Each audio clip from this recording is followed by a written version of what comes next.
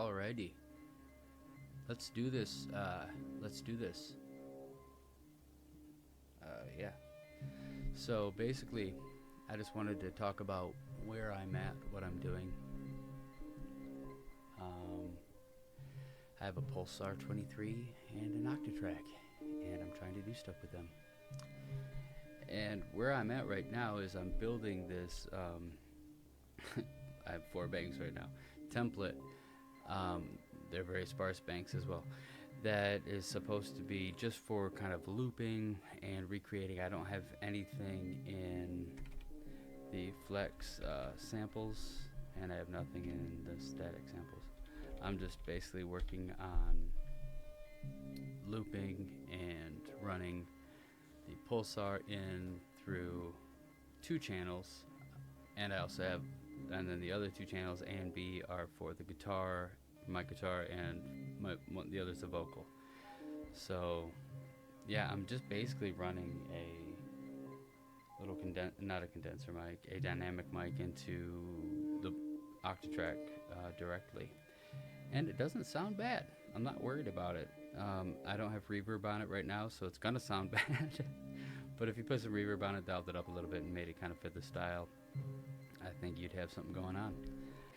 What I wanted to show off first is, I guess, well, EasyBot did this cool video about the arranger mode, and that got me really inspired to use it. And I've always said I wanted to use it, and the reason I wanted to use it was for this purpose of being able to loop my guitar or vocals and then come back to a passage, and it'll start recording again, and I can rebuild the same loop or a different loop, and I could do that for choruses or for verses. And that's what I have right here. Is the first line, A1, is just it's going to be looped over and over and over again, and that it has my guitar in a pickup machine up here. This pickup machine right here is recording track number 1, which is this boy that I'm going to turn on in a second. And I also have some Midi tracks that are playing the Pulsar. I'm going to start it in quietly to see how loud this goes. But it goes kick, I guess, what did they call it? The bass drum, the bass, the snare drum, and the hi-hat. So we got those going on right now. I'll turn this up a little. Pretty standard, not too crazy. I plan on this is my dilemma right now, is what do I do with the 2 together, and how do I build a patch on stage live with the Pulsar? What I want to do is this, and I would like to build a guitar loop on top of that. As I bump my head into every single thing that I have flying around in this room just to make this all possible. I'm just going to let it ride for a second for the first part, but you can see it's already recording. Forgot that I turned the amp off. Here we go.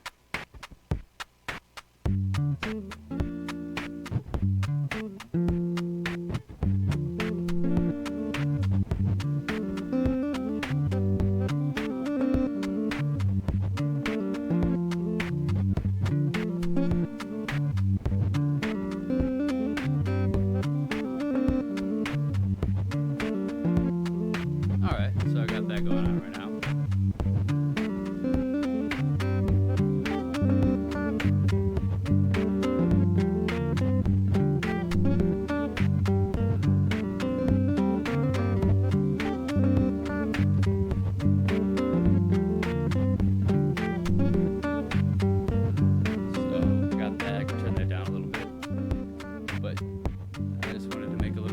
Loop, and then it's going through this, and it's looping in this until I build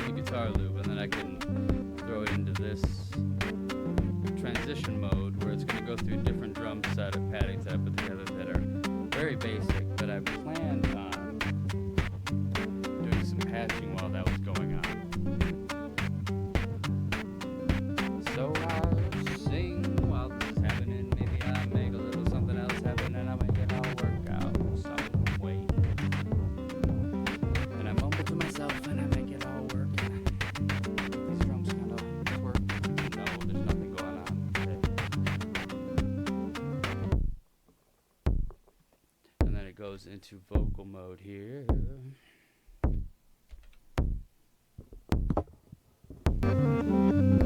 I blame the high frequency squeal of the TV screen.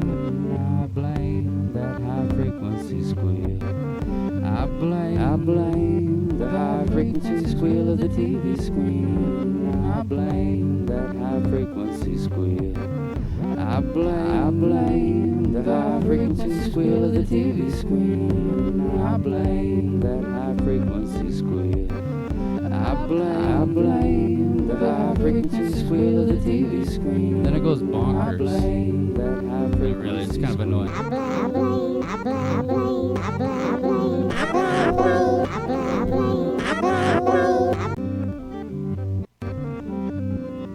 I was also working on this Octatrack to do things like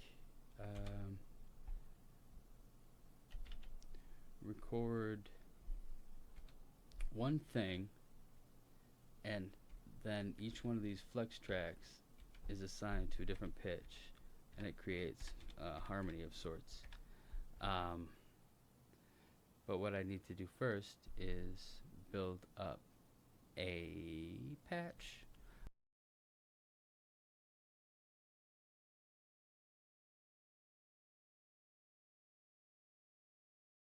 So I get something like this going, and then with the through right here, being A and B, that's guitar and vocals.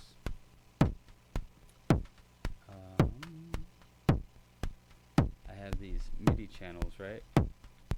And the Octatrack is routed back to itself. So that's track 2, track 3, track 4, track 5, and track 6. And each one of these flex machines are assigned to themselves, and they are all recording based on, they're all assigned to D sharp 4th, you see, D sharp 4 or whatever, and that is the CC to trigger the third source recorder. I just pointed at third source so you could see it, but nope, I'm zoomed completely in. So record 3. Basically, that's the CC for record 3, and all I have to do is drop a record switch down, which it is down, so if I press play, it's going to start playing, and each one of these tracks has that on a record trig on 1 of 16, and that's going to keep going around and around and around and around, and let's see if we can get something playing through here. Oh, I forgot to mention also with the MIDI trigs here, they are conditional. So once every 4 they record. So it's kind of fun. So I get 4 measures to build up. So here's what I can do.